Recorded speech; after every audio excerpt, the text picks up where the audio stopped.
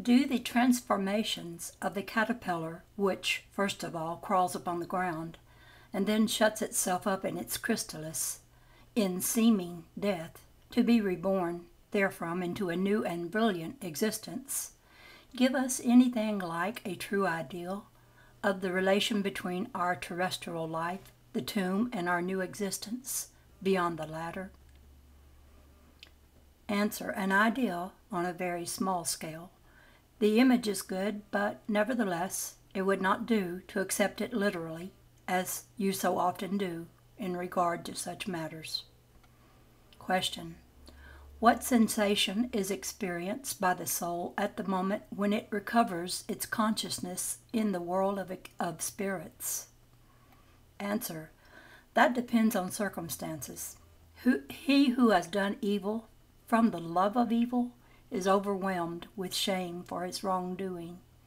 With the righteous it is very different. His soul seems to be eased of a heavy load, for it does not dread the most searching glance. Question: does the spirit find himself at once in company with those whom he knew upon the earth and who died before him? Answer: yes, and more or less promptly, according to the degree of his affection for them and of theirs for him. They often come to meet him on his return to the spirit world and help to free him from the bonds of matter. Others whom he formerly knew, but whom he had lost sight of during his sojourn on the earth, also come to meet him. He sees those who are in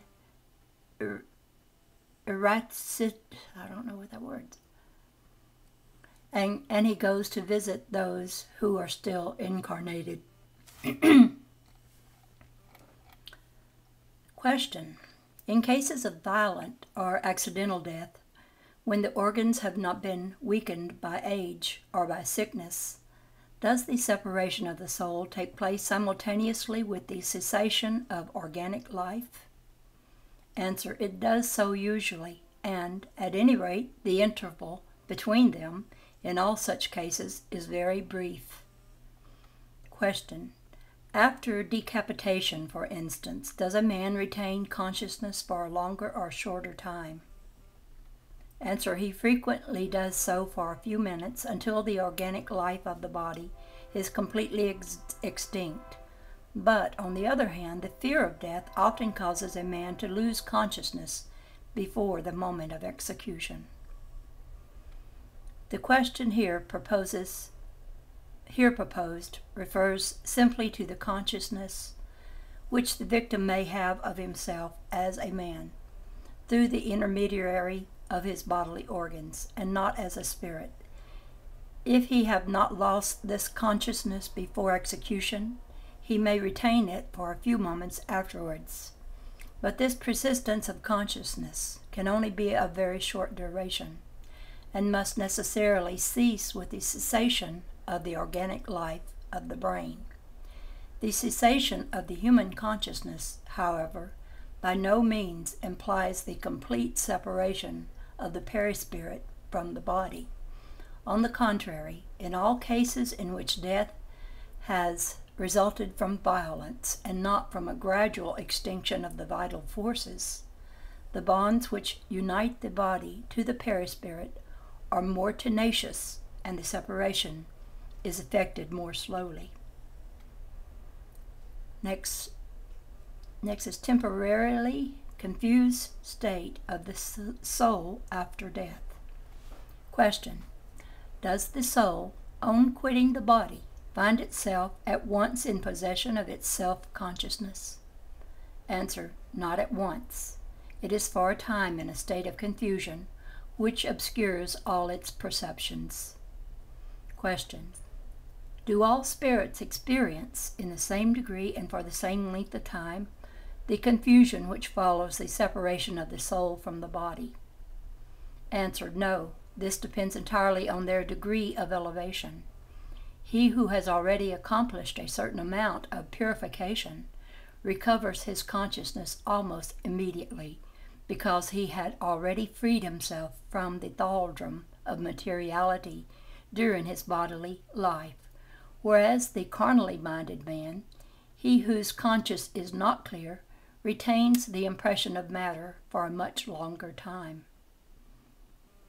Question: does a knowledge of Spiritism exercise any influence on the duration of this state of confusion?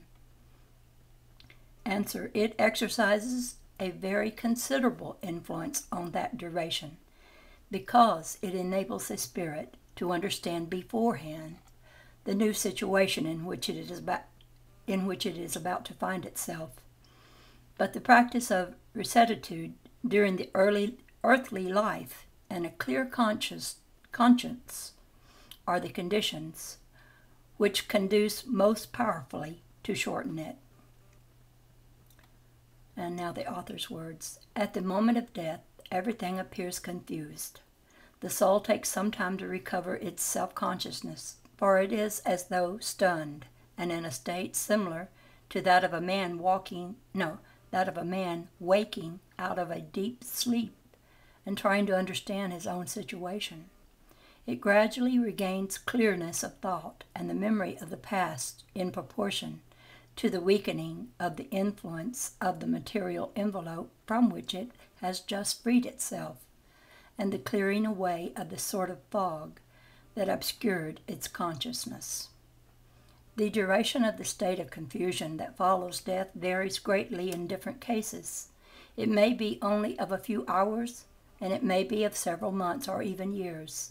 Those with whom it lasts the least are they who, during the earthly life, have identified themselves most closely with their future state, because they are soonest able to understand their new situation. This state of confusion assumes special aspects according to characters peculiar. Characteral peculiarities, and also according to different modes of death. In all cases of violent and sudden death by suicide, by capital punishment, accident, apoplexy, the spirit is surprised, astonished, and does not believe himself to be dead. He obstinately persists in asserting the contrary, and nevertheless he sees the body he has quitted as something apart from himself. He knows that body to be his own, and he cannot make out how it should be separated from him. He goes about among the persons with whom he is united by the ties of affection, speaks to them, and cannot conceive why they do not hear him. This sort of illusion lasts until the entire separation of the perispirit from the earthly body, for it is only when this is accomplished that the spirit begins to understand his situation and becomes aware that he no longer forms part of the world of human beings. Death having come upon him by surprise, the spirit is stunned by the suddenness of the change that has taken place in him. For him, death is still synonymous with destruction, annihilation, and he thinks, sees, hears, it seems to him that he cannot be dead. And this illusion is still further strengthened by his seeing himself with a body similar in form to the one he has quitted, for he does not at first perceive its eternal nature, but supposes it to be solid and compact like the other, and when his attention has been called to this point, he is astonished at finding that it is not palpable. This phenomena is analogous to that which occurs in the case of somnambulists who, when thrown for the first time into the magnetic sleep, cannot believe that they are not awake. Sleep, according to their idea of it, is synonymous. Gotta find my place. This phenomena is analogous to that which occurs in the case of somnambulists who, when thrown for the first time into the magnetic sleep, cannot believe that they are not awake. Sleep, according to their idea of it, is synonymous with suspension of the perceptive faculties, and as they think freely and see, they appear to themselves not to be asleep. Some spirits present this peculiarity, even in cases where death has not supervened unexpectedly, but it is more frequently occurs in the case of those who, although they may have been ill, had no expectation of death. The curious spectacle is then presented of a spirit attending his own funeral, as though it were that of someone else, and speaking of it as of something which in no way concerns him until the moment when at length he comprehends the true state of the case. In the mental confusion which follows death, there is nothing painful for him who has lived an upright life. He is calm, and his perceptions are those of a peaceful awakening out of sleep. But for him whose conscience is not clean, it is full of anxiety and anguish that become more and more poignant in proportion as he recovers consciousness. In cases of collective death, in which many persons have perished together in the same catastrophe, it has been observed that they do not always see one another immediately afterwards. In the state of confusion which follows death, each spirit goes his own way or concerns himself only with those in whom he takes an interest. Next chapter, plurality of existences, reincarnation, justice of reincarnation, incarnation in different worlds, progressive transmigration, fate of children after death, sex in spirits, family relationships, filiation, physical and moral likeness, innate ideas. All that's what this chapter will be addressing.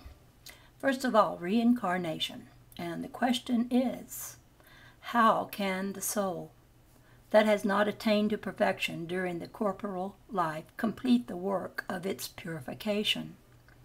Answer, by undergoing the trial of a new existence. Question, how does the soul accomplish this new existence? Is it through its transformation as a spirit? Answer, the soul, in purifying itself, undoubtedly undergoes a transformation, but in order to effect this transformation, it needs the trial of corporal life. Question, the soul has then many corporal existences? Answer, yes, we all have many such existences. Those who maintain the contrary wish to keep you in the same ignorance in which they are themselves.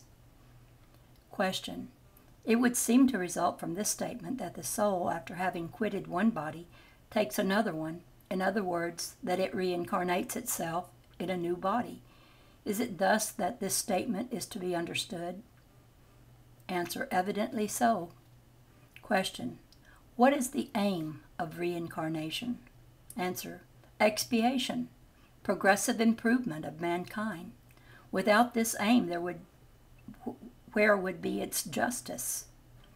Question, is the number of corporeal existences limited, or does a spirit go on reincarnating himself forever? Answer, in each new existence, a spirit takes a step forward in the path of progress. When he has stripped himself of all his impurities, he has no further need of the trials of corporeal life. Question, is the number of incarnations the same for all spirits? Answer, no. He who advances quickly spares himself many trials. Nevertheless, these successive incarnations are always very numerous, for progress is almost infinite. Question, what does the spirit become after its last incarnation? Answer, it enters upon the state of perfect happiness as a purified spirit. Justice of reincarnation. Question, what foundation is there for the doctrine of reincarnation? Answer, the justice of God in revelation, for as we have already remarked, an affectionate Father always leaves a door of repentance open for his erring children.